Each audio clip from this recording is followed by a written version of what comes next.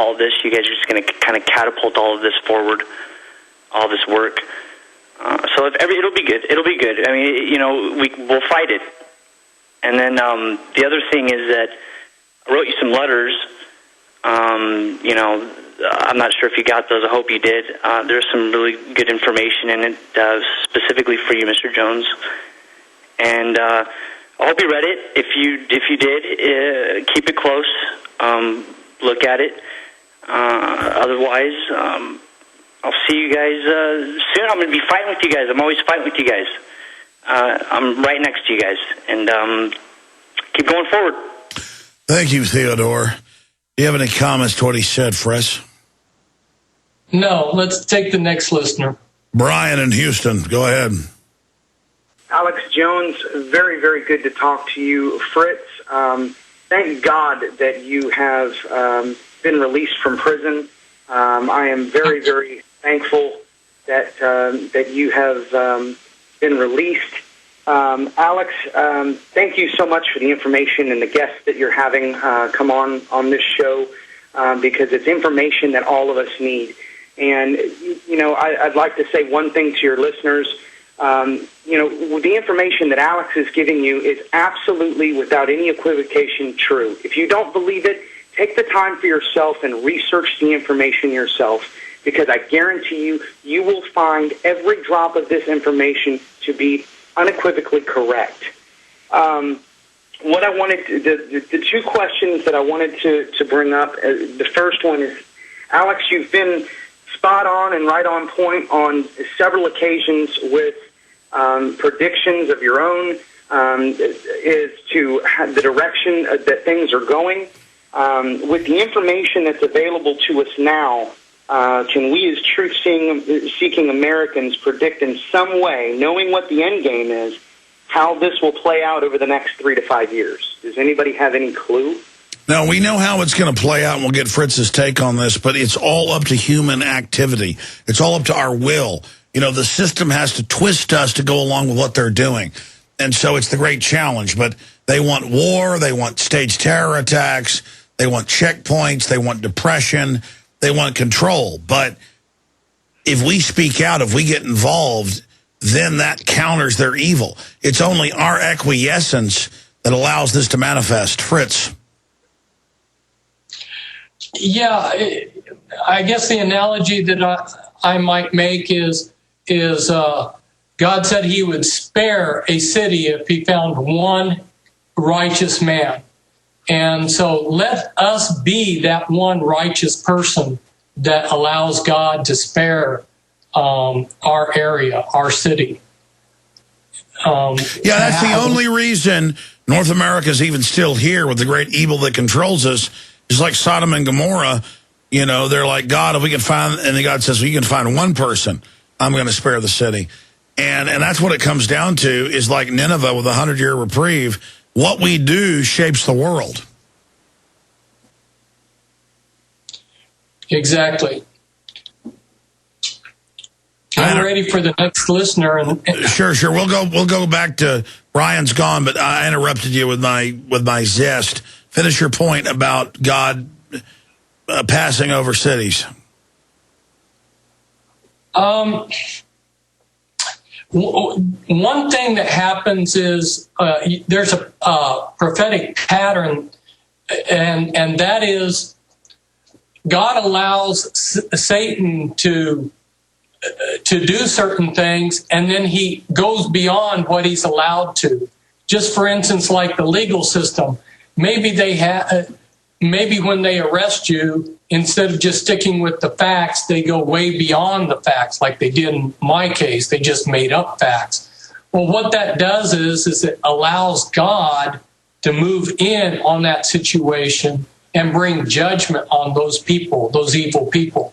So sometimes some of these things have been allowed by God because it's going to allow him to bring judgment on these people, because they're going to go beyond what God has, just like in Job, God said, yes, you can touch them here, here, and here, but don't go there,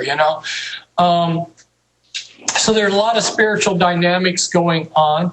And that's why I encourage people to stand up for what's right. You know, people get so discouraged and they go, well, what can we do? You know, I mean, I'm just one person. Well, one person can save a city. One person can turn things around. Alex Jones is just one person. I'm just one person. And so... I agree with you, Fritz. At the end of the day, I believe that's my mission, is to show people, as imperfect as I am or you are, what one person can do. Finish. Go ahead. No, that's a good place to take the next question. All right. Brian in Houston is gone. Let's talk to Joe in San Marcos. And I guess San Marcos is in Texas, too. I guess that's south of Austin. Are you calling from Texas, Joe? Yeah, San Marcos. Go ahead. I'd like to, I think the root of the problem is psychopathy. And I'd like you to go into detail about what psychopathy is, how brain scans of psychopaths show that they're different. They are malfunctioning humans, almost like a cancer. And if you could go into detail about what psychopathy is, how important it is for people to understand to protect themselves. Well, we know that maybe 1 out of 200, 300 people, they debate the numbers, as a psychopath and doesn't just not feel people's pain, but actually sadomasochistic or masochistic psychopaths. And then you get into this whole point that, you know, myself, I don't feel violent against anybody until I see them hurting innocents, women, children. And then it's a violent rage. But see, they would actually enjoy hurting innocents. It's the opposite. Fritz, what's your comment on that? I think the point he brought up allows me to introduce something very, very important. A very important thing. I hope the listeners catch this. Typically, people say the Illuminati can't do this or they can't do that because, and they extrapolate and think that the Illuminati think like they do. If you look at brain scan of somebody who's a multiple personality, if you look at like what the caller was talking about, people that are psychopaths and sociopaths, their brains are physically different. We're not talking about people running the Illuminati that think like us at all. They're totally different. Do not think that these people, if they're even people, they're not of this world. I mean, spiritually, mentally, the brain scans, I've seen the maps, they're not us. And that's why we have a blind spot to them. Exactly. And that's an important point for people to get across is because they go, well, if I was in their shoes, I would do this, this, and this. It has nothing to do with how you think. They don't think anything like we do. Nor are their brains physically the same as ours. What from your research? They're artificially trying to create this in the general public, obviously, but genetically or historically, how many people out of 1,000 are like this? Well, the mind control here in the United States, when I went to prison, it was about 1 in 40 had the total Illuminati mind control. It's probably a higher percentage now. And that's a lot of multiple personalities walking around. They give multiple personality disorder, or they call it DID. They give it a lot of other names, bipolar, or this or that. So it's what's inducing it? A cocktail of the chemicals in the food, the TV, because obviously most of them weren't actually taken to some facility.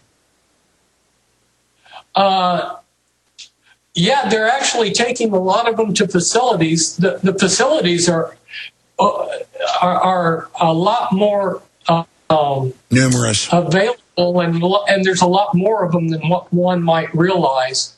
And it doesn't take much to have a simple programming place.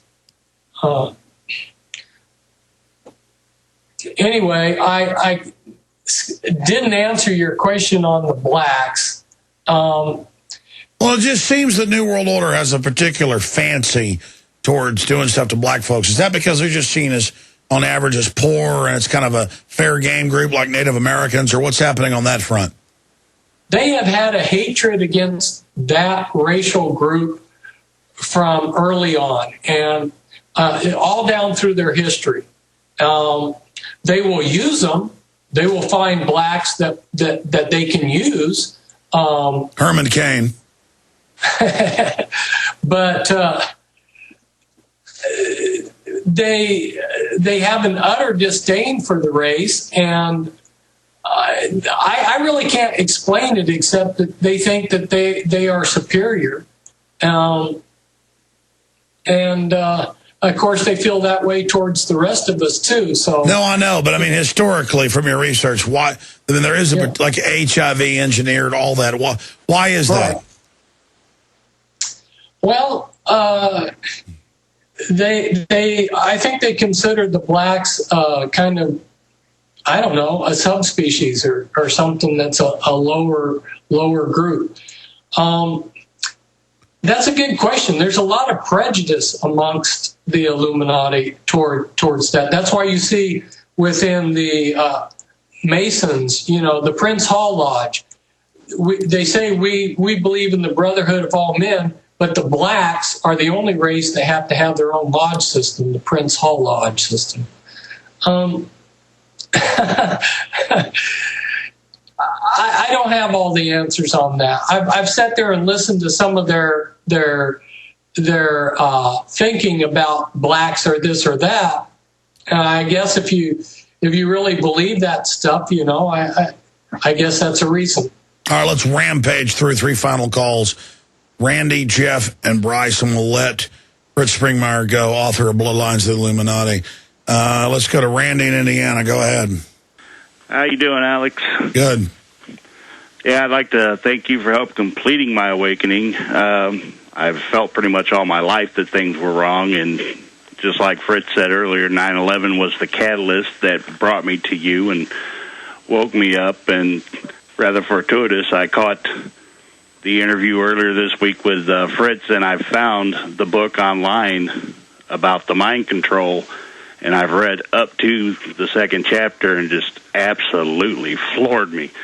And you guys were talking earlier about the rock music, and I was just wondering, I've found a lot of songs that the message to me seems like what's going on, and we need to be aware and eventually fight. And I was just wondering what... Well, yeah, you got like Muse and all these other bands. And I've talked to some of them. They're actually awake. I mean, it's not like one monolithic structure, but certainly the 60s, 70s, that 80s, that period there was control, but now it doesn't seem, from my research, there's as much control over it.